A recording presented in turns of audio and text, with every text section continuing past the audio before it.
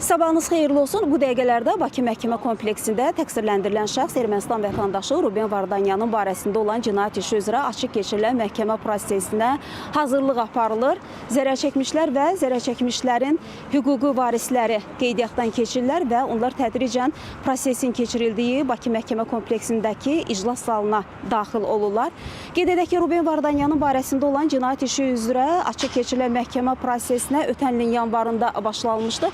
Bir il müddətinə məhkəmə istintaqı aparılıb və ötən ilin sonunda məhkəmə istintaqı yekunlaşmışdı. Bundan sonra isə tərəflər çıxış etməyə başlamışlar. Əvvəlcə ittihamı müdafiə edən prokurorlar çıxış etmişdi. Onlar Ruben Vardanyanın cinayət əməllərinin məhkəmə istintaqı zamanı təsdiqini tapdığını bildirmişlər və onun ömürlük azadlıqdan məhrum olunmasını məhkəmədən xahiş etmişlər. Sonra isə zərərçəkmişlər və zərərçəkmişlərin hüquqi varisləri məhkəmədə son sözlə çıxış etdilər. Onlar da bildirdilər ki, bu hadisələr zamanı zərər çəkiblər, doğmalarını, əzizlərini itiriblər. Eyni zamanda sonuncu məhkəmə iclasında isə təqsirləndirilən şəxs Ruben Vardanyan da son sözlə çıxış etdi.